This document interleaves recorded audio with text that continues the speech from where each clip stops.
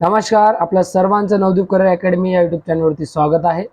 मुंबई उच्च न्यायालय शिपाई सराव प्रश्नपत्रिका पेपर क्रमांक 9 काल घेतलेला होता। त्यामध्ये कशा पद्धतीने प्रश्न विचारलेले होते हे आपण आजच्या या व्हिडिओच्या माध्यमातून बघणार आहोत। विद्यार्थी मित्रांनो, तुम्ही जर चॅनलवर नवीन असाल तर चॅनलला सबस्क्राईब करून घ्या, जेणेकरून तुमच्यापर्यंत माझी अपडेटेड व्हिडिओ लवकरात लवकर पोहोचेल।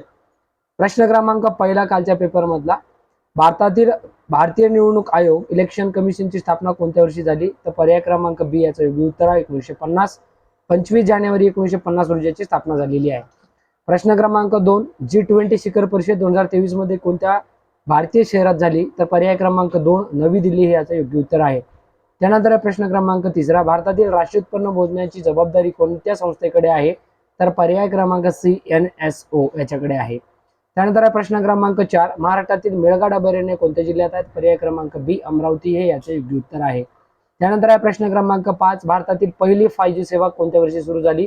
तर पर्याय क्रमांक सी 2022 हे याचे योग्य उत्तर आहे। 1 ऑक्टोबर 2022 पासून ही सेवा सुरू झालेली आहे। त्यानंतर मराठी व्याकरणचा प्रश्न पुढचे 5 प्रश्न क्रमांक 6, निर्भया शब्दाचा विरुद्धार्थी शब्द कोणता? तर पर्याय क्रमांक 2 बी भीरू। त्यानंतर प्रश्न क्रमांक 7, ती पुस्तक वाचत होती या वाक्यातील काळ ओळखा? तर पर्याय क्रमांक सी अपूर्ण भूतकाळ हे याचं योग्य उत्तर आहे। त्यानंतर आहे प्रश्न क्रमांक 8, त्याने काम पूर्ण केले वाक्यातील कर्ता कोणता आहे? पर्याय क्रमांक ए त्याने हे याचं योग्य उत्तर आहे। त्यानंतर आहे प्रश्न क्रमांक 9, सुंदरता हा शब्द कोणत्या प्रकारचा आहे? तर पर्याय क्रमांक ए भाववाचक नाम हे याचं योग्य उत्तर आहे। त्यानंतर आहे प्रश्न क्रमांक 10, क्रोध या शब्दाचा समानार्थी शब्द कोणता? तर पर्याय क्रमांक ए राग हे याचं योग्य उत्तर आहे। त्यानंतर आहे प्रश्न क्रमांक 11, द्विविध शासन पद्धती भारतात कोणत्या कायद्याने लागू झाली? तर पर्याय क्रमांक बी 1919 मार्टिन्गू चेम्सफोर्ड सुधारणा कायदा ज्याला म्हटले जाते त्यानुसार द्विविध शासन पद्धती भारतात सुरू झालेली आहे। त्यानंतर आहे प्रश्न क्रमांक 12, भारतीय राष्ट्रीय काँग्रेसच्या पहिल्या अधिवेशनाचे अध्यक्ष कोण होते? तर पर्याय क्रमांक सी व्यमचंद्र बॅनर्जी 1885 पहिला अधिवेशन।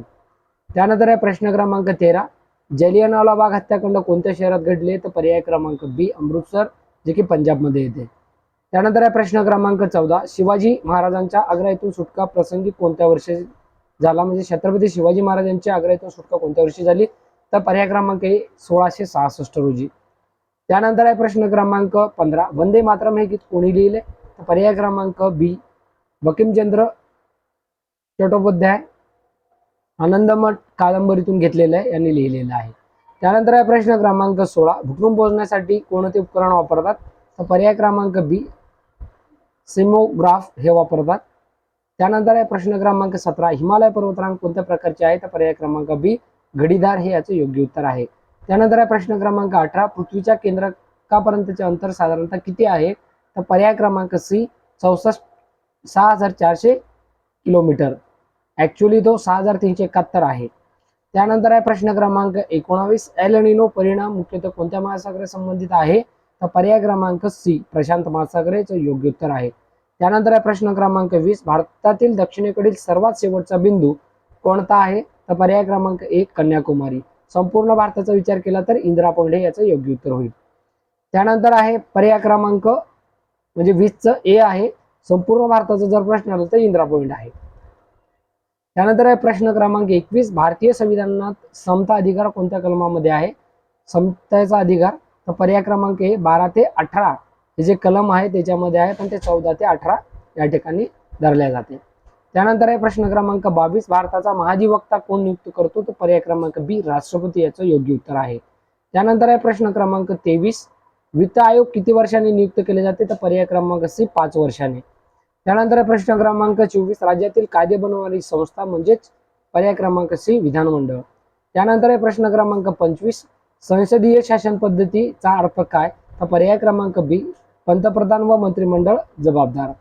त्यानंतर आहे प्रश्न क्रमांक 26, मानवी शरीरातील सर्वात लहान हाड कोणते?